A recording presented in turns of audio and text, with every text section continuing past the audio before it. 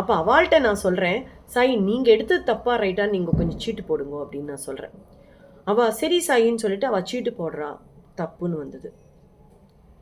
தப்புன்னு வந்தோடனே எனக்கு ஒரு விதத்தில் சந்தோஷம், ஒரு விதத்தில் சங்கடம். என்ன அப்படின்னா, சந்தோஷம் வந்தது என்னன்னா, சுவாமி சொன்னதை தான் நான் கரெக்டாக செஞ்சுருக்கேன் அப்படிங்கிறதுல சந்தோஷம். ஆனால் இது சுட்டது என்னன்னா, அடுத்தவாளோட கர்மாவை நம்ம எடுத்துட்டோன்னு அர்த்தம். உங்களுக்கு நன்னா தெரியும், சுவாமி சமைக்கும்போது சுடு தண்ணியில் கையை விட்டு அலம்பி சாதத்தை எல்லாம் கிண்டு விடும்போது அவருக்கு ஒன்றும் ஆகாது.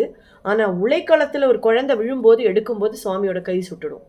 அதே மாதிரி கப்னியை தூக்கி காமிப்பார், அந்த ஒரு பெரிய கட்டியை குழந்தைக்காகவோ அவளுக்காகவோ ஏத்துன்றிருப்பார்.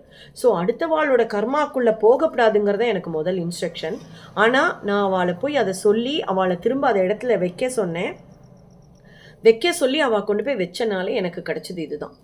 ஆனால் ஒரு விஷயம் எனக்கு நன்னாவே புரிஞ்சுது, அவள் கர்மாவை தடுத்தா, யாரோட கர்மாவை யார் தடுத்தாலும் கம்பல்சரி அதற்கான பலனை நம்ம அனுபவிக்கணும் அப்படிங்கிறது நன்னா தெரியும். அதனால நான் உடனே தேங்க்யூ சொல்லிட்டேன். நான் பண்ண தப்பு தாங்கிறத நான் மன்னிப்பு கேட்டுட்டேன், செஞ்சுட்டேன். ஆனால் அந்த டிவோட்டிக்கு நான் ஃபோன் பண்ணி சொன்னேன், என்ன சாய் ஏன் சாய் கேட்டேன், இது போட சொன்னாலுன்னு கேட்டுகிட்டே இருந்தா. அப்போ நான் சொன்னேன், இதுதான் காரணம். ஐயோ என்னால் உங்களுக்கு ஆயிடுதா சாய், நடக்கணுன்றது நடந்துட்டு விட்டுருங்க பரவாயில்லன்னு. அப்போ அந்த டிவோட்டி என்கிட்ட ஒரு விஷயம் சொன்னா, சாயி நான் வரும்போது ஒரு ஆட்டோ வந்து என்னை மோத வந்தது, ஒரு மயிரிழையில் நான் தப்பிச்சேன் சாயி, நிஜமாக சொல்கிறேன், எனக்கு ரொம்ப பயமாயிடுது, குழந்தைய வேற கையில் வச்சுட்டு இருந்தேன் அப்படின்னா.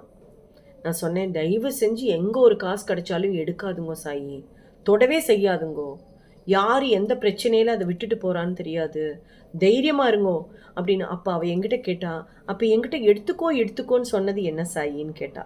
அருமையான கேள்வி இல்லையா?